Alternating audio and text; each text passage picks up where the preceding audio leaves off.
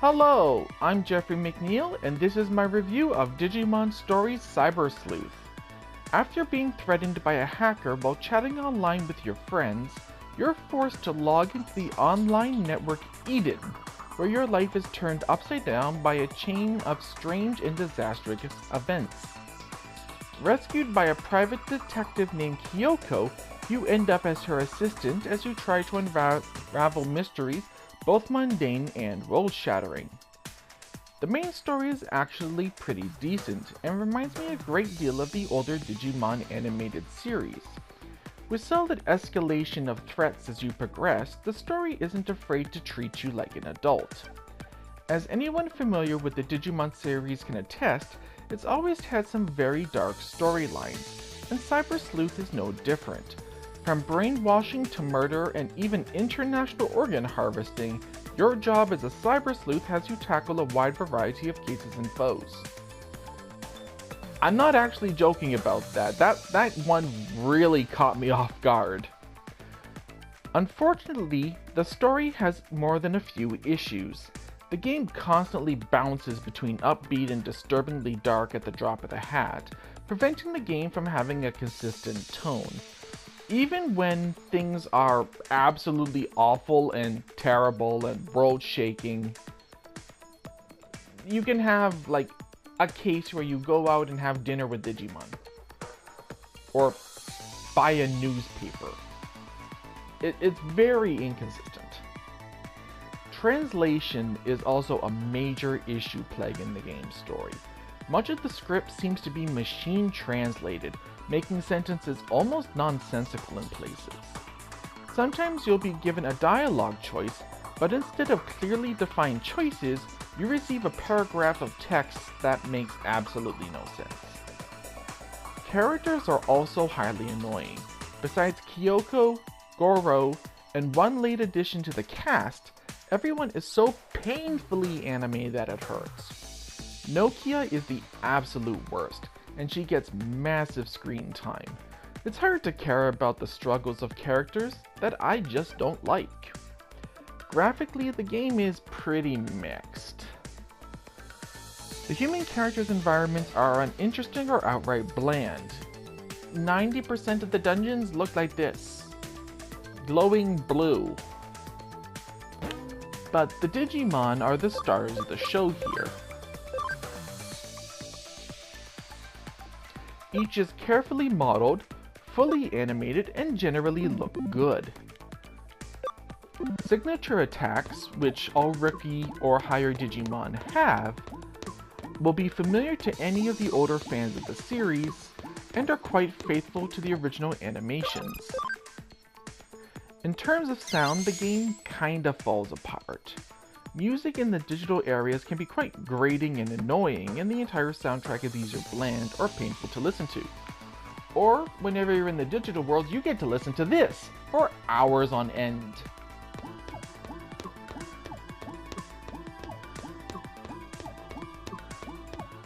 Not annoyed yet? Try listening to that for about 6 or 7 hours while you grind. In terms of sound, the game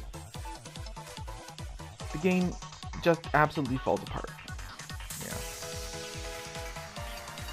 I can't say much about the voices as it's all in Japanese. It might be good, it might be bad, I can't tell. The voices do annoy me though.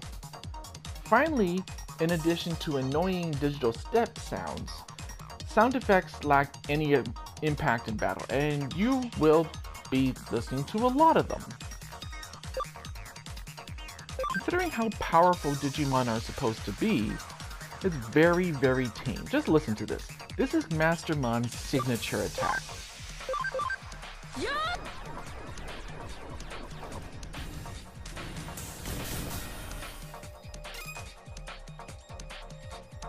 Would you believe me if I just told you she ripped a hole into an alternate universe?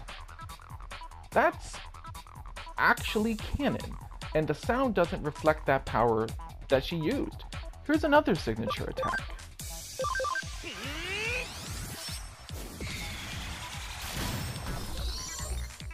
These are mega level Digimon, and their signature attacks, the most powerful attacks in the game, are devoid of any oomph. Every attack is kinda like this, and it's lame.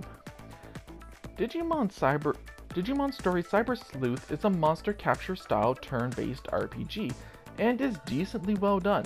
All Digimon fall into 4 categories, and the game's battle system revolves around a rock, paper, scissors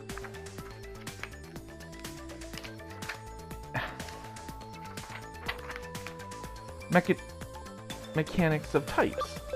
Neutrals, I don't think I have any neutrals with me. Yeah. Neutrals have no strengths or weaknesses. Vaccines are strong against viruses, but weak to data. Viruses are strong against data, but weak to vaccine. And data are strong against vaccine and weak to viruses. Using the correct type of Digimon in a battle can be the difference between winning and losing. Battles can be up to 3 on 3, and you can have up to 8 backup Digimon with you. So 11 Digimon can travel with you at any given period of time. But you will rarely do so due to the memory limit. Higher ranked Digimon require more memory. So you might have to sacrifice a larger party in exchange for more powerful Digimon. Now, luckily, you can increase your memory limit throughout the game, allowing you to bring, a team of megas like I have. You gain Digimon by scanning their data, and you see that before you encounter any Digimon at all, even bosses, you get a bar that fills up. When your bar is at 100% or higher, you can then summon that Digimon as a member of your group, and they can either join your active party, or can go to the Digifarm or the Digibank, which have different functions. Realistically, you're going to send everything to the Digifarm just because that they can still do stuff. They can get experience points, help you get items, all that good stuff. Digi-evolution is also handled cleanly and simply. I played a couple Digimon games in the past, and I've never had it be so clean, so simple, so understandable. From the Digilab, which I'm going to as soon as I finish the site,